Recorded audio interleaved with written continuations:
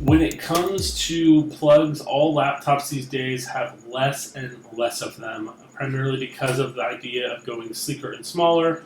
And so having a nice little portable dock and additional hub is a great option for on the go or just in your regular everyday needs.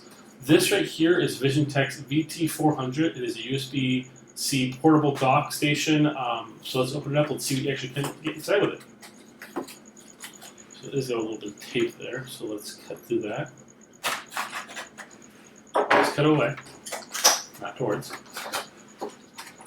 So right off the bat, a little user manual. We got a small little hub here, and that is that.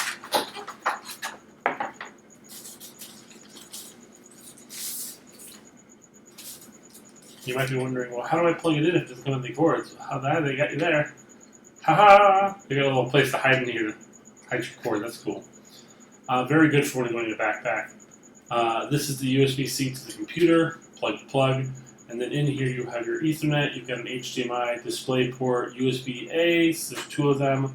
You've got two USB-Cs. You've got a data one specifically, and then you've got one that will also do some charging, which is nice. Very low profile. It specifically says that it can do up to 2 4K displays.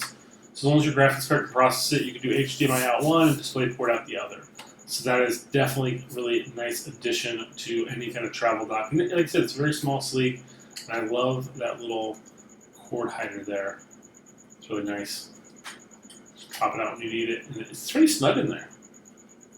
Yeah, really snug. You can see that. But yeah, it's there's not a lot to talk about it. I mean, it does what it does. I do like that it does have USB-C as well as USB-A here. DisplayPort is a little bit of an older tech. It's been around a while, but it's still pretty much still used. I personally prefer HDMI just for the fact that so many devices have HDMI accessible to them.